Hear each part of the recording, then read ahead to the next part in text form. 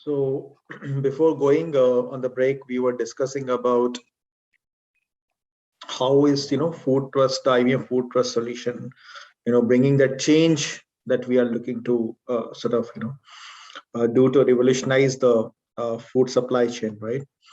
And I was giving you an example about the effectiveness of the Food Trust solution. Just to give you a demo, right? Somebody was asking how in the questions, right? How do we get that visibility? Talking about transparency, how do we get that visibility when a particular product is in a food supply chain on our IBM Food Trust system? How do we get that? So let me actually give you a demo for that. This is a product from Maggie. We can say it as a potato puree, right? This is right now live in the shelves. This is a product in France currently, right? Now, normally when you buy a product, right, from your supermarket or your grocery store, what do you typically look at it? You look at it. You look at the in case it is packed, right? And I'm not sure if vegetables would have it, but few of them do have it. The date of packing is what that you see at the max, right? And consume it in next 7 days, 5 days, best before date. You'll normally see, right? So with a blockchain-based solution, what actually you get is you get a barcode on the product, right? You scan that code, and you get the entire detail of the product, right? You see this, the entire thing. What are the various ingredients of the system? When were they sourced from, including the date, right? The complete chain. What temperature? What they maintain? In this case, in a cold storage, right? And how long was it actually stored in the cold storage, right? When was it actually taken from the cold storage to the processing facility? When did the product actually came out from the processing facility to the shelf, right? The entire trail, the entire audit trail of the food, right from when it was reared from the ground till the time it actually landed up in the showroom, you'll get all of it over here, right? The entire dates are available. Now this gives a lot of transparency, right? You are completely aware, the entire life cycle of the produce before you want to consume it, that whether it is consumable or not, whether you should be consuming it, does it actually qualifies to your nutritional requirements that you want to, right? All of it is actually captured here. So that's what is the beauty of this system, right? Which the Food Trust solution provides with, right? Okay, let me go further, right? And feel free to put your questions on the chat, guys. We'll be happy to take it all through along with my conversation. There is another solution that I'm going to talk about, which is Trade Lens. Okay. I'm sure you would appreciate that most of the shipment of goods, is done on high seas. When you talk about international trade, right? Almost $16 trillion worth of goods are shipped across international borders using the shipping industry, right? And what we are looking at is we are looking at a solution called Trade Lens, which is improving the container logistics, including document handling, consignment visibility, shipment workflows, not just within, but also across the supply chain. So see this, I'll skip a few. Yeah, please see this, right? These are the various stakeholders in the overall cross-border, shipping system, right? Like customs and authority, ports and terminals, carriers, drayage, right? And then there are multiple documents which actually which get created in this entire process, right? Right from packing list to bill of lading to declarations to prepaid invoices, certificate of origin, shipping instructions, importer security filing, customs clearance, commercial invoice, export documentation, import documentation, so many of these documents, right? And let me give you a small workflow, maybe that will be, you'll be able to appreciate what goes. So this is actually a live this is actually a the example I'm sharing is, it's been a live thing which has happened. A cargo ship full of crude oil, sailing from some place in Africa to, let's say, some place towards Singapore or China, right? So what happens is, let's say ship has, I'm just picking some numbers, right? Let's say this ship has 1,000-ton barrel of fuel, okay, when it is started from Africa. Now, from its way from Africa to Singapore, the ship would actually dock in multiple ports, maybe 2, maybe 3, right? And on those ports where it actually docks, it might be unloading some amount of that fuel. So out of that 1,000, barrels or whatever, it basically offloads some 20% fuel at the cargo at one port, some then 30% at some other port, and finally the remaining actually gets to the Singapore. Now, each time, even before the ship actually starts, I'm sure you would know that, right? Whenever you ship something, there is a lot of documentation which gets prepared, right? Including bank guarantee, including insurance, including invoices, including bill of lading, all of that, right? So each time the ship docks in a port, the entire documentation has to change. Why? Because the quantity which has been offloaded and the remaining on the ship is now changed, and accordingly the the new invoices will be generated. Accordingly, the new insurance policy will be generated. All of these documents will change. That means, in order to get the relevant documentation, that ship has to keep docked in that port for some 3, 4, 5 days, right, depending upon the traffic that port is handling, right? So that means effectively a ship actually will take normally 30, 40 days to complete that trip from some place down in Africa to Singapore, let's say, right? What this trade lens solution really was able to do was, it was able to not just improve the data and the document handling, it really helped in actually increasing $4 trillion worth of economic growth, right? How it did that? Because you brought the entire stakeholders, these agencies, on a single network, where they could foster better collaboration, where they could have true information sharing in almost real time, right? You connect all those ecosystem dots, right? And in this process, you also is for innovation, right?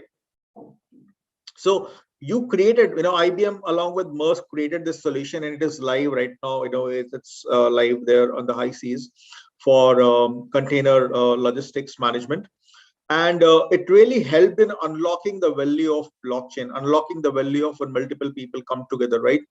Where ecosystem, platform, and the marketplace, right? Why I'm saying marketplace, as I said earlier, right? Innovation.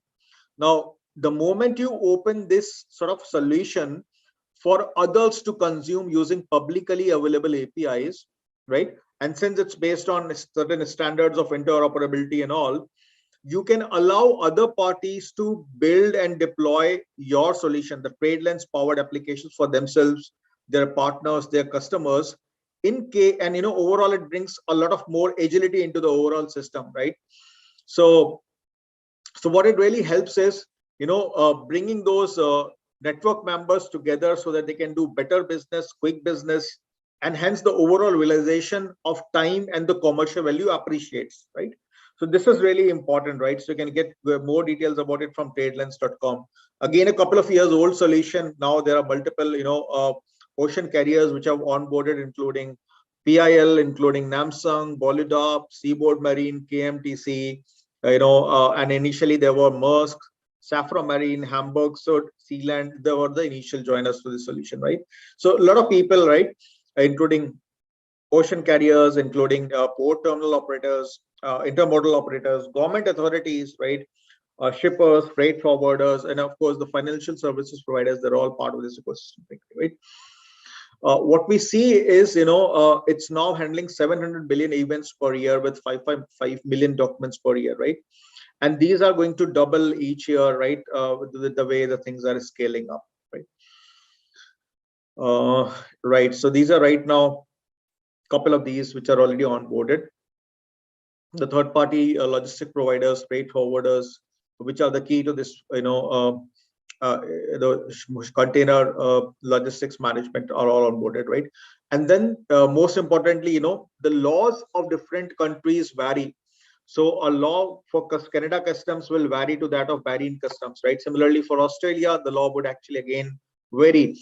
So think about 11 countries coming together, right? You have to build all of that, those complications, those compliances of each company on the smart contract. All of that is a very complex process. But once put together, it really helps in streamlining the process, reducing the overall time that a particular ship has to take in order to get the product. Really reduces all of that, right? Another good example is WorldWire, right? We already talked about this earlier, where a cross-border payment is costly, complex, and slow, right? And most importantly, the reconciliation takes time, right? Because of all the foreign exchange compliances, and of course, again, the currency fluctuations on a day-to-day basis and all that, right? This really, and most importantly, another point is, you happen to pay the transaction fee at multiple ends, right? Which is a costly affair today. What WorldWire is going to do is going to clear and help do the settlement faster, almost real time. So something which traditional took 2 to 10 days can now be done in few seconds here. Also, the overall cost per transactions are reduced considerably, so that benefit could be passed on to the end user. It also provides for an increased transparency and build trust from a reporting, regulatory compliance point of view, or entering new markets point of view. That way you increase the businesses that way, right? So it really simplifies the overall clearing and streamlines the cross-border payments, the WinWire, the WorldWire system, right? Now, again, if you see here, there are multiple, partners to it, right? From end user to financial bodies to, governing bodies, right? The complete global payment network, including multiple banks, all of them actually are part of it, right? And what the benefit is, the transaction throughput is high, the transaction cost actually gets lowered, the settlement time is almost immediately, and yes, it's cross currency, right? So you can send and receive anywhere in any currency that you require to, right? Now let's understand how it actually works, right? So let's say somebody from Canada wants to send a payment to somebody in Brazil, right, who is expecting it in Brazilian dollar, right? Now, let's say this X person, is connected to a financial institution, which takes a transaction fee, right, from the point of sending, and then it actually uses the WorldWire and debits the sender's account. So let's say I'm having an account in the State Bank of India, right? And I want to, send some $100 to somebody in Brazil. So that money gets deducted from my account, and including the fee that I was just talking to you about. So the total amount deducted will be the fee along with what I'm looking to sort of transfer, right? Using the WorldWire's messaging capabilities, right? The payment is getting cleared from the financial institution. Is converted into some digital asset, right? We're not talking about the digital asset right now. Typically, it uses a Stellar protocol, right? And this asset is actually then sent to the accepting client, right? On behalf of the client, their bank actually, get the accepts this digital asset, and sort of receives into the and converts it into the digital that asset into the Brazilian dollar equivalent, right? And then they deduct their transaction fee at their end, and finally remit the remaining amount into the recipient's account, right? So this entire process happens in almost real time, compared to this fractured approach, if you see here, where there are multiple intermediaries sitting, at different places, taking different amounts of time in clearing this cross-border payment. This is the current system based on Swift, right? The Swift code.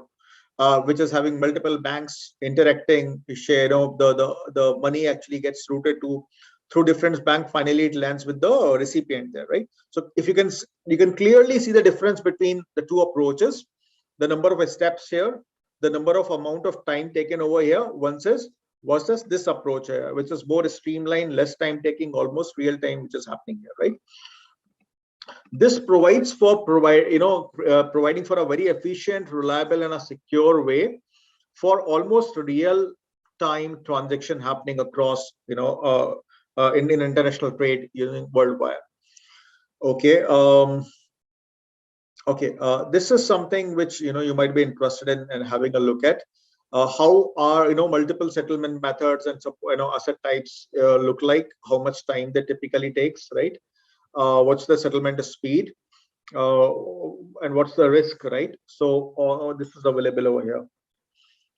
This is typically the overview of the platform. If you see there underneath, there is a network operator, just the way I showed you IBM IBP, right? The IBM blockchain product platform. On top of that, there is a multi-protocol layer there, which provides for a public permission network, including a Stellar here. Then you built in the key functionality of clearing, settlement, market price quote, and asset issuance there. Finally, which talks to the capabilities and connected to the applications which are residing either on participant ecosystem in terms of banks, corporates, third-party services, all of that. They typically use the APIs to talk to the main solution to authorize, authenticate, and exchange the whatever value that we are looking to, whatever operation that we are looking to do on this worldwide platform. What it can do, it can provide for liquidity management, operational efficiency, revenue streams. It impacts that. It of course, it impacts the customer experience, and it increases the geographic reach for that matter, right? And of course, the system is future proof. This is a snapshot, is a bit dated, right? Which has 73 countries, across onboarded with 48 currencies, 49 banking endpoints, and almost 1100 plus, trading pairs on this. Okay, so let me ask any questions so far, guys. Anything that you would like to ask about things over here?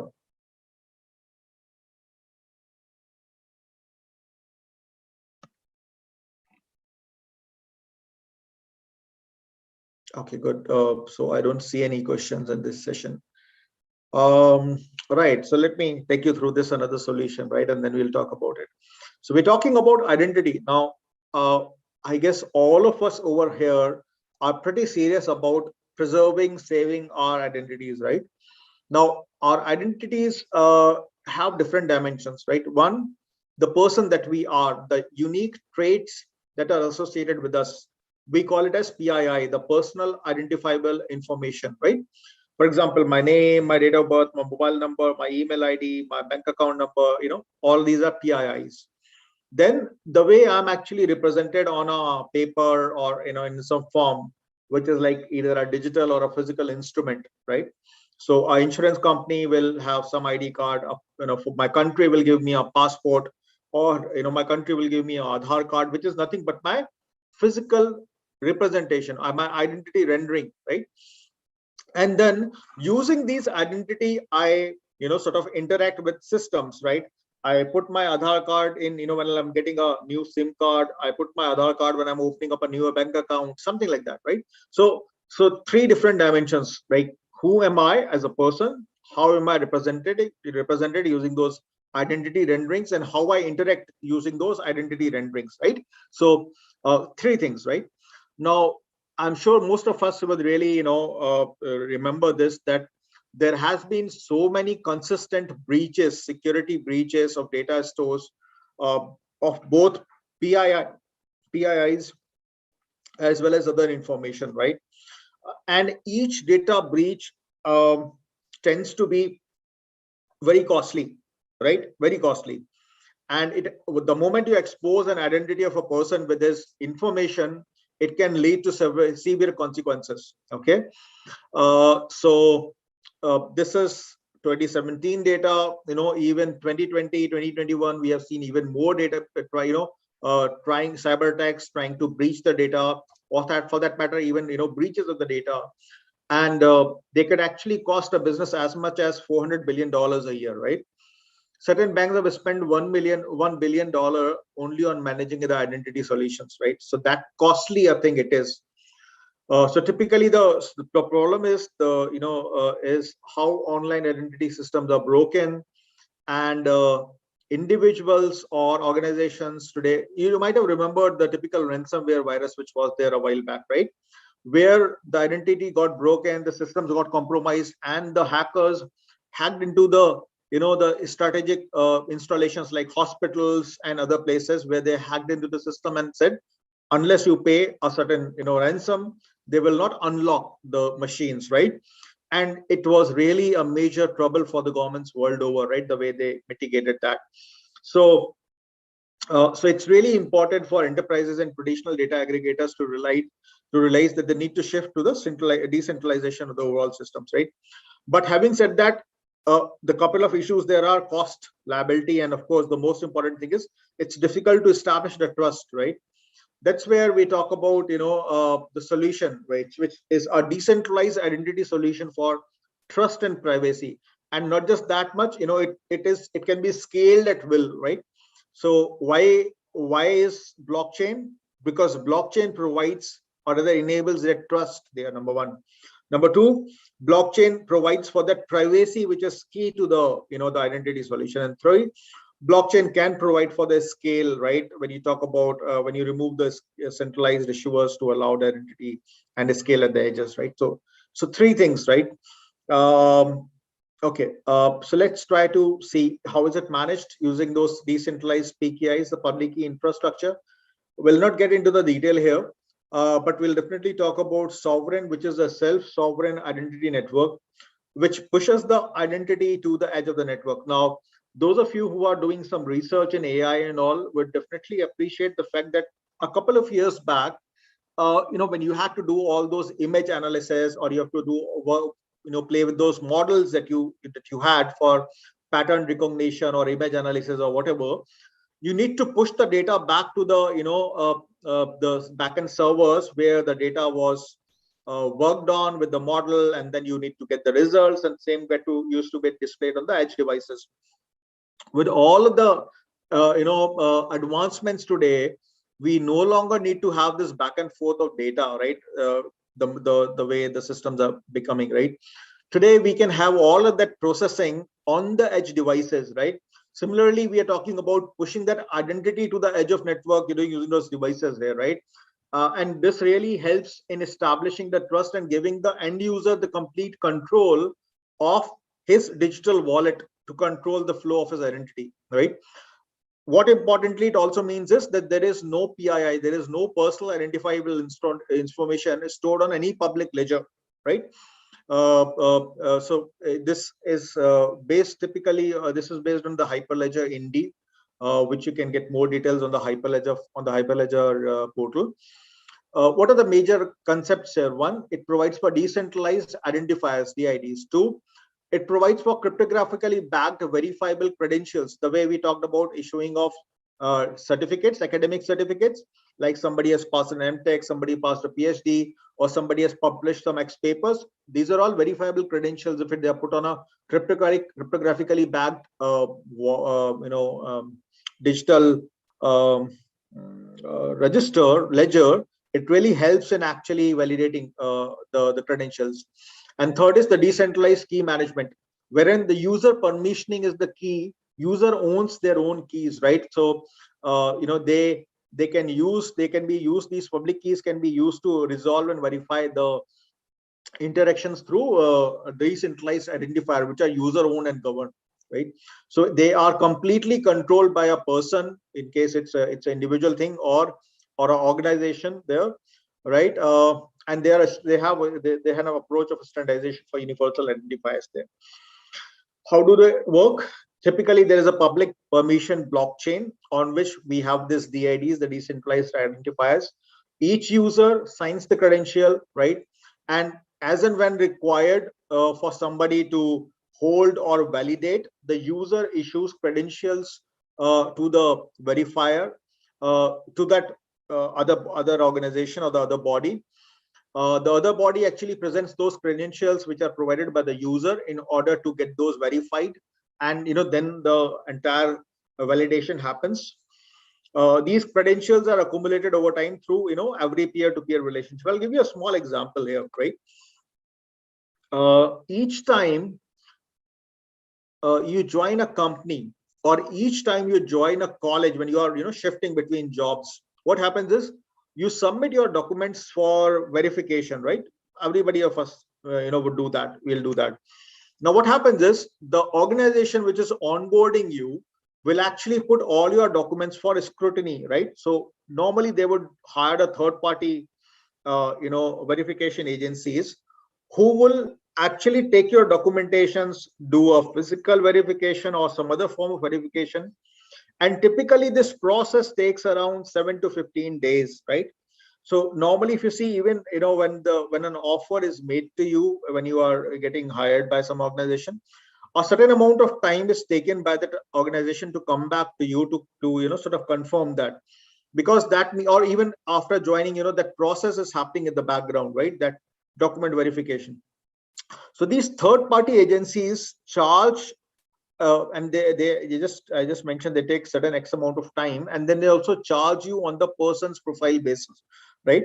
So something like, right, $20 to $50, even for high profile job opportunities, they even go to even beyond, right? $500, $200, $500, depending upon. So that sort of money goes into the verification of those credentials. Now think about a public permissioned identity network where all such identified records, verified records are pooled on a public permissioned ledger by all these organizations, which in last 10 years, 20 years, have onboarded people, verified their records, and they actually commit all those records to some such public permissioned ledger, a pool, right? And each time somebody wants to leverage that verified record, that organization actually pays some X dollar to the company which has committed that verified record. Think about, it's an entirely new business use case, right? And for something which I've already paid as an organization, I will get repaid for contributing my verified record to this public permission ledger that I'm talking about, right? So that's the beauty here, right?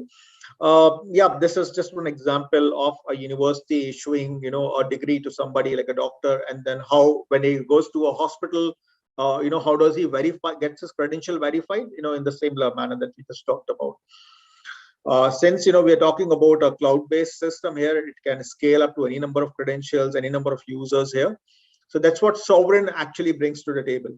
It's powered by Hyperledger, which is an open source project under Linux Foundation. It complies with the W3C for specification of verifying and exchanging credentials, right? IBM is an observer contributor to the overall project here, right? And IBM is a member of the DIF, right? This is the foundation for self-sovereign identity providers for creating that identity layer. Okay, so I'll take a pause here, guys. If you have any questions, I have.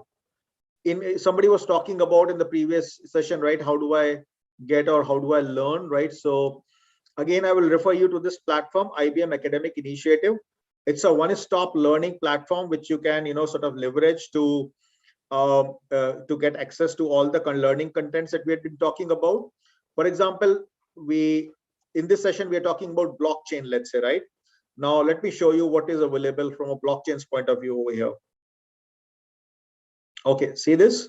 So let me scroll down, right? There are courseware available here which are at no charge, right? Blockchain Essentials, Blockchain Foundation for Developers, which you can leverage. You can also download the Hyperledger Fabric from here. And then there are multiple other resources for learning, right? There's an ebook which can be downloaded from here. You can learn about how IBM blockchain is being used for various use cases, including supply chain, including other places here, right? In case you want to get more learning resources on Fabric and all, you can even get those from here. right? So all of these is available to you at no cost. This is a completely no cost platform which can help you learn the way you want to. These courseware actually lead you to badges, digital badges that you can complete after you complete the course. Not just this much, there are some courses around the multiple learning technologies here: AI, blockchain, data science, automation. Somebody was talking about quantum. You can even learn quantum from here, right? Somebody who's interested about how legal industry is using technologies or how healthcare is using technologies, right? You can even go to that aspect here. Automation is something which is really people are following very keenly these days. Quantum is something which people are looking to develop their skills on, which you can again learn from here. As I was telling earlier, right? You can get access to IBM Q from here. You can download Qiskit textbook from here. This is a complete course which you can take from here, right? You can download the Qiskit also, and then you have a various which is a use cases, and there is an educators program on quantum which you can leverage from. All of that is here, right? So you can make use of all of those learnings from here. All you need is our institutional email ID to come and register here. You need to have a college provided email ID. You cannot have a Gmail, Hotmail in case to access the content. That's only you need, right? So let's say if my email ID is mnit.ac.in, let's say for example, then the moment I submit it, it shows me my college name, and I'll be able to register here with my email ID. In case your college is not registered over here, you can always reach back to me. I can help you with that. I'm available on LinkedIn. You can just sort of ping me there. I'll be more than happy to help you. This is the URL in case you want to get connected to me. Okay, so I will stop here. Any questions, guys? I'll be now open to take those.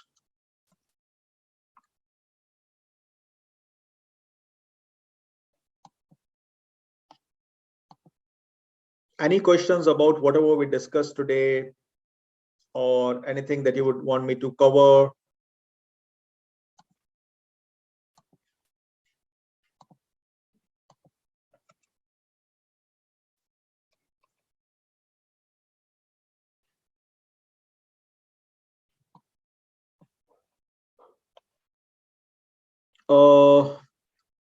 Look, this platform is dedicatedly for people from academia, guys. Let me be very clear with you.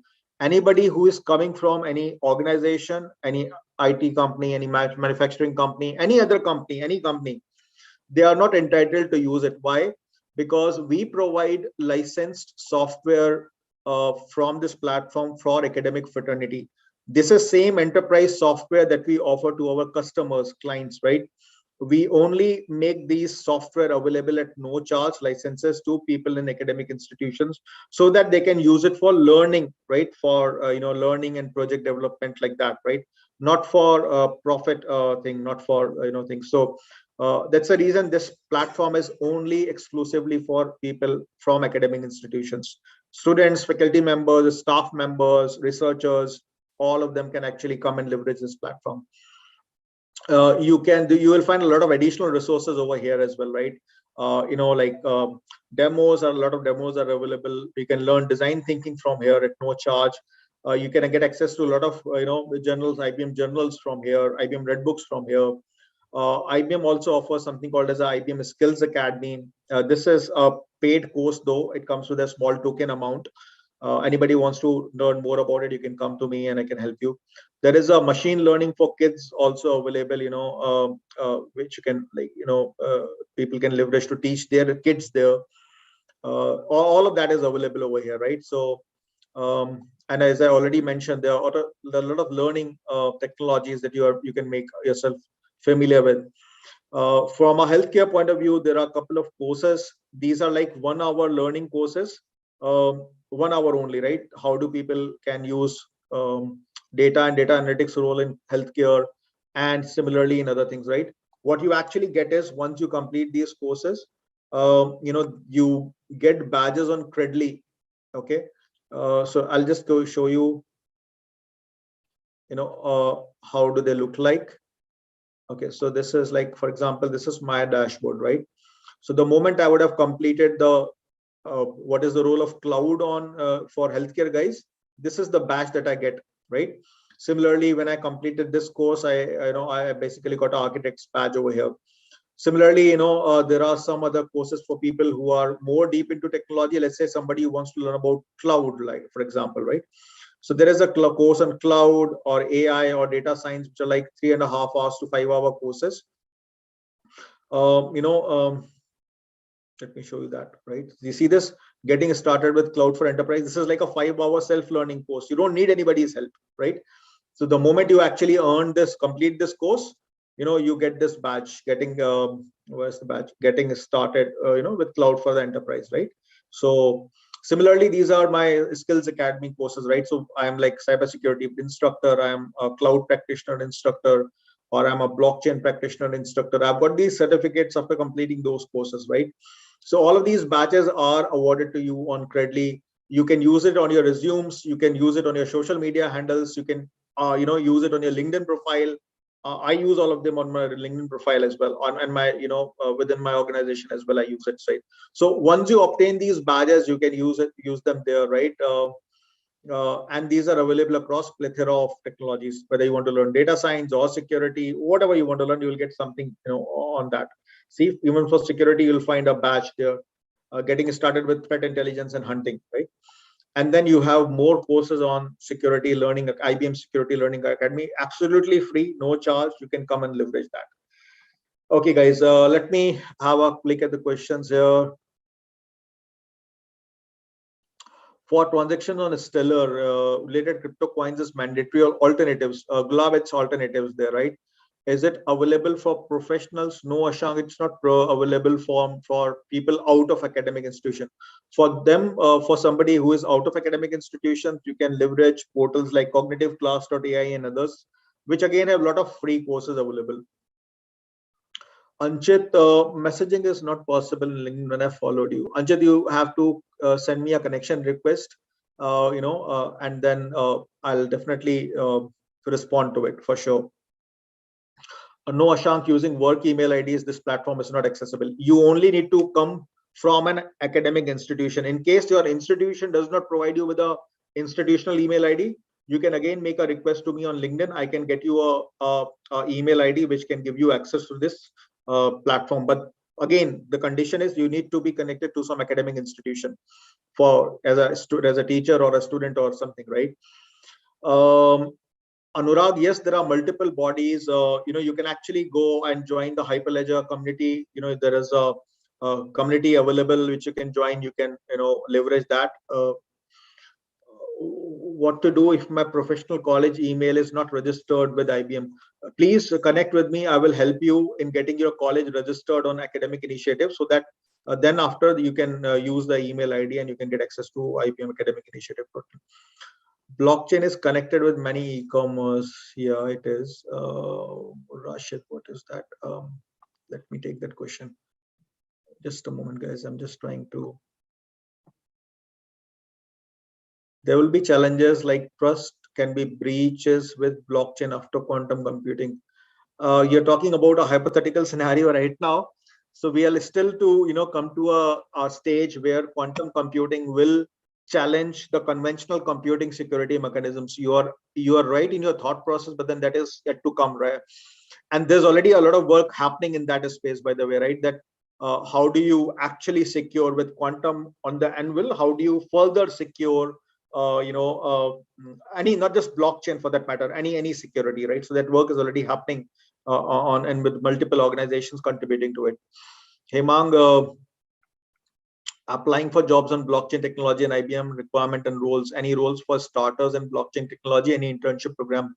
So Hemang, absolutely, there are a lot of roles which come up. I would suggest you follow this page, ibm.com/career, right? You will be finding a lot of career opportunities, including internship opportunities are posted here on the career page, right? This is the link that you can leverage on, right? You'll be able to get a lot of those there. Although all the internship opportunities, all the job opportunities get posted over here. Okay. It is important to have blockchain in organization. It should not be in organizations, it should be across organizations. When you are working with more than one organization, 2, 3, 4, then we right. What are the top certifications? As I showed you just a while back, there are multiple certifications available in this space, right?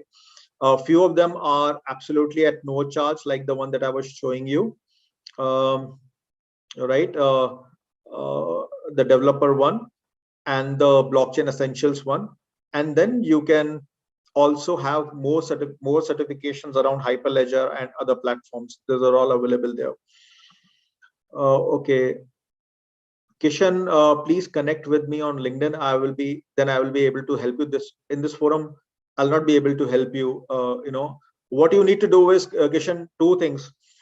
You can connect to me and I can get your college enrolled, or on the website itself, you can request for adding your college, whether you're a student or a faculty, does not matter. On behalf of the college, you can raise a request and the same will actually get access in 72 hours, in response time. Gaurav, there are a lot of learning resources available on Solidity. There are wonderful learning resources which are available, which you can leverage for Solidity, creating those smart contracts and all.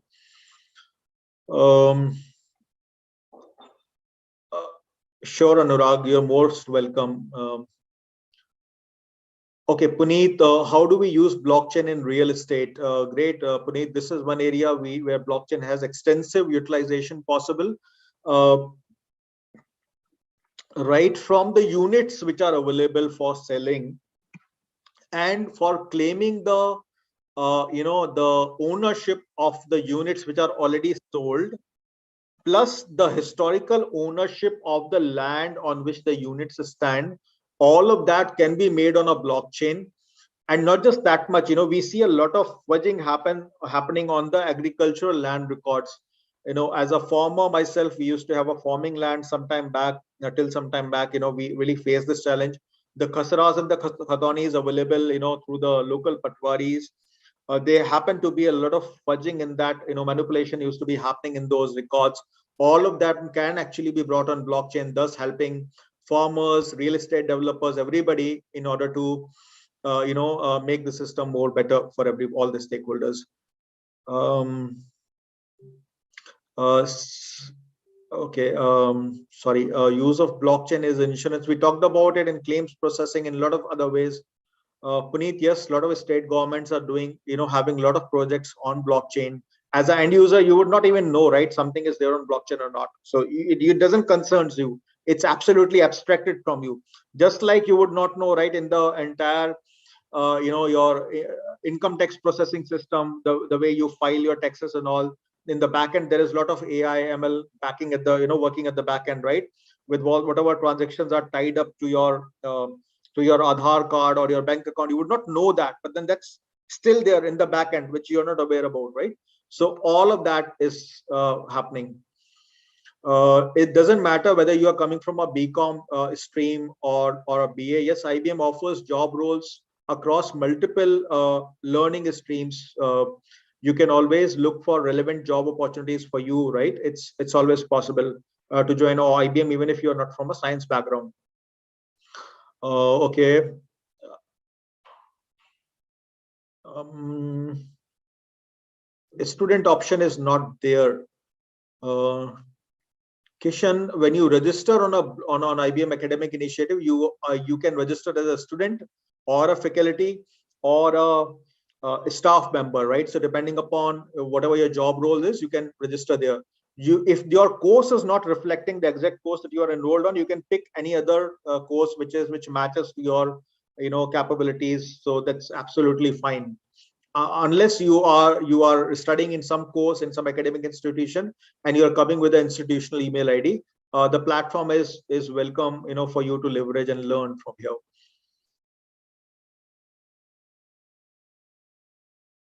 Okay. Sandeep, we already talked about the organic agriculture scope there. Samir, you can always look for opportunities. IBM Research opens up, opportunities for researchers from different institutions.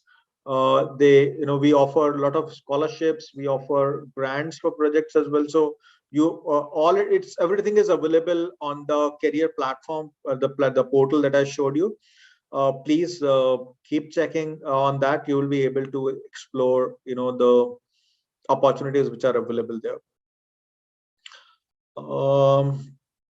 Blockchain, how does it affect society in future? It actually helps in making a better society, a better compliant society, I would say, which complies to the law of the land, right? So that is where blockchain can really create that deterrence, right? So guys, you remember we talk about nuclear deterrence, right? Why do we have all these nuclear weapons? Are we going to use them someday? Have we used it in the last 40 years? Maybe no, never.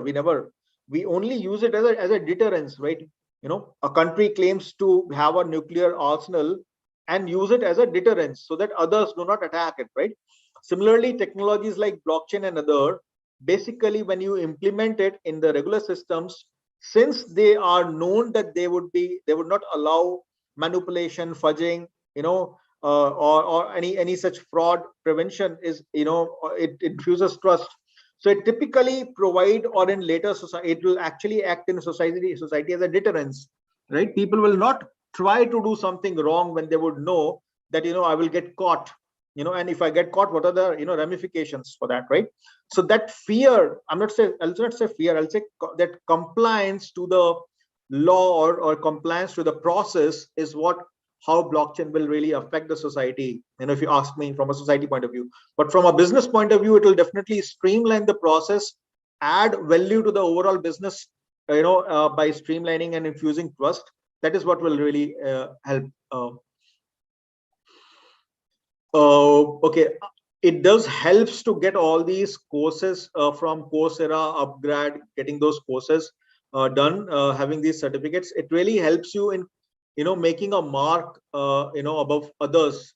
So when there are two people competing, I'm not getting your name, but then when there are two students competing for a job and someone comes with some Coursera or Upgrad certification versus somebody who is not coming with that, they that the knowledge that you bring to the table will definitely help you make a differentiation, right? That's how it really helps getting these badges, learning, all of this will really helps that way. Okay guys, I will actually stop here because I can keep on talking on this continuously. In case you have further questions, I'll be happy to entertain them on you can connect with me on LinkedIn. This is the handle for me, LinkedIn/in/Mani Madhukar, Control C. I'll just paste it here on chat for everybody in case you would like to connect with me. Thank you for your time today. It was a pleasure joining you. Ma'am, I'm handing it over back to you.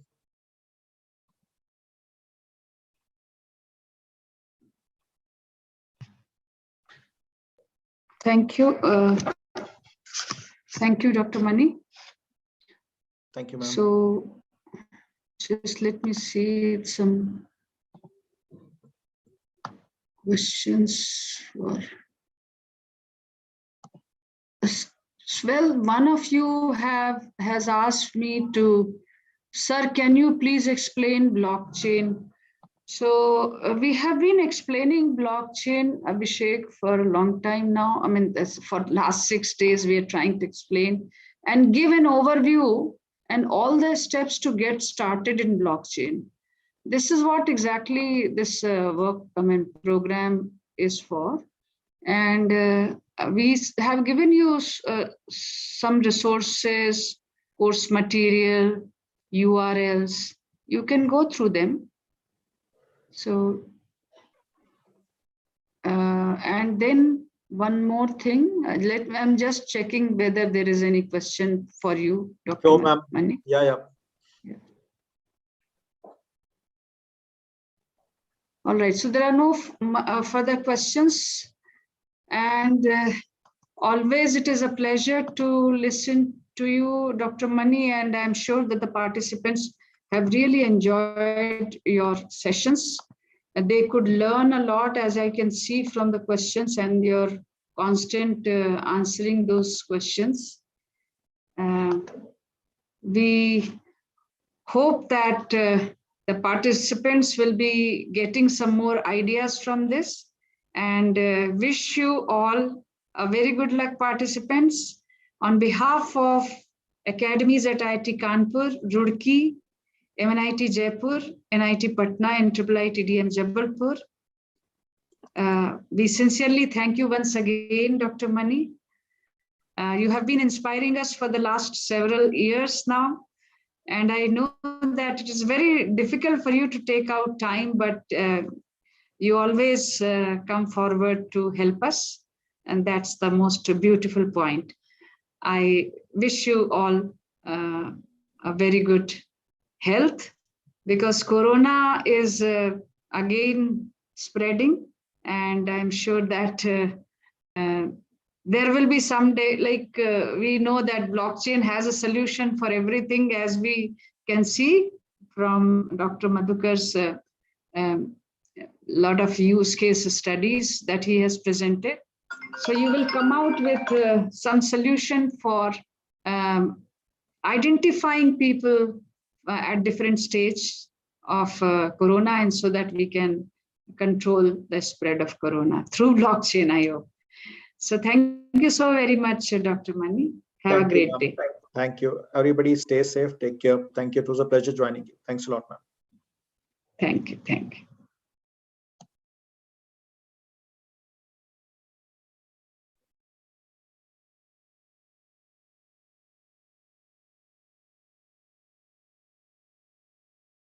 So participants, this is all for today's forenoon session. We'll be meeting in the afternoon with Samir, telling you some more new exercises, learning Hyperledger, designing DApps using Hyperledger Fabric.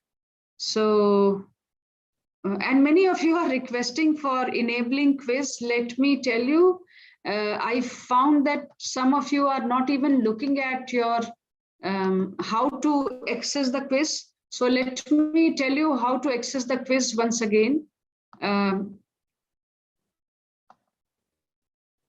Please look at the, I'm sharing my I'm sharing that particular page.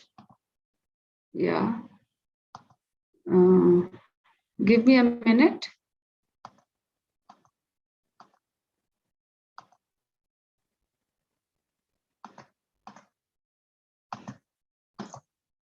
Just stuck.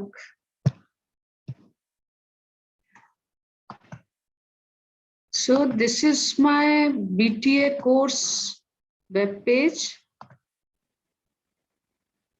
And on this course page, you can see on the left-hand side, there is something called quiz. So let me go to students view. On the left-hand side, please check all these things like assignment, pages, files, and quizzes. So when I go to quiz, you see that there are two quizzes here.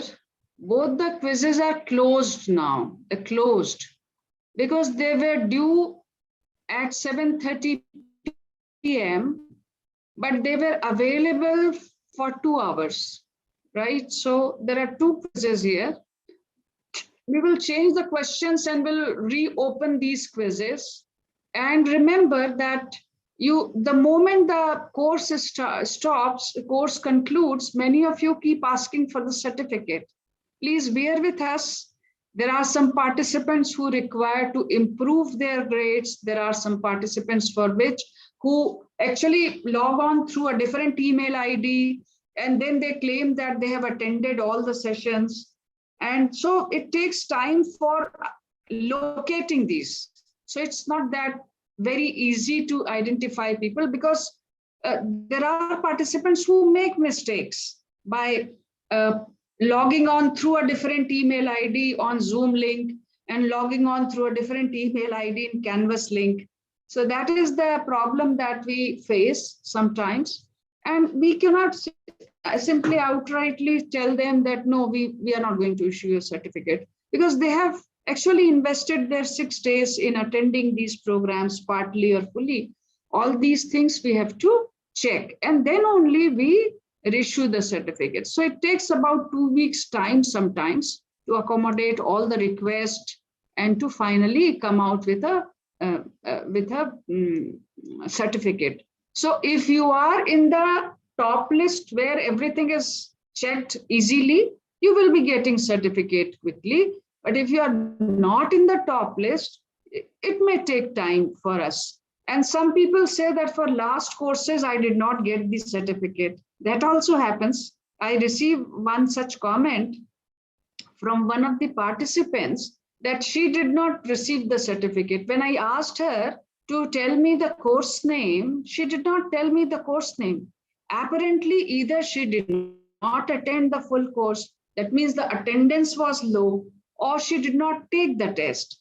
So if you are not able to take the test, if your attendance is low, I hope you will understand that it is difficult for us to issue you a certificate, right? So we have already announced approved several times. Certificates will not be sent physical. Everything is going digital. How can we send you the certificate in physical form? No, they are not. They are all digital. Everything is digital here. So I stop share here and wish you a very happy lunchtime with your family and friends. We will come back at 2. Just before 2, I request you to please log in. Once again, I request you to please fill out the form, feedback form, which is also important for us, right? Not many of you have filled out the form. So please fill out the form, which is feedback form, which is important. So I'm putting here again the link for filling out the form.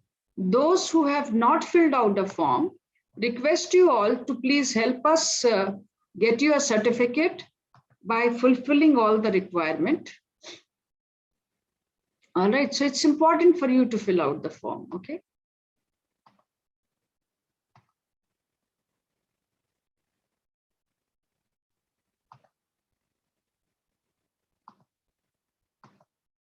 Quiz will be reopened today at 7 p.m. Don't worry, we will announce everything. Don't worry. This is the form that I've shared. No requirement for filling out the attendance. We have recorded your attendance, Arjun. So don't worry about it.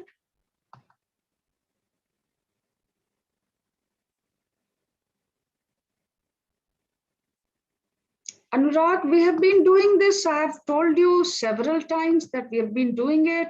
Please just check your Canvas account. We have been doing as and when we receive the PDFs or PPTs, we share the same. For lab material, because it is the Hyperledger tutorial material that is publicly available, right? Grades will be displayed on the certificate. No, if you have scored very well, Sandeep, you need not give the quiz again. It's only for them who were not able to score or who were not able to attend the quiz, right? Thank you, Anurag. Thanks, everybody. We will be meeting soon in the afternoon.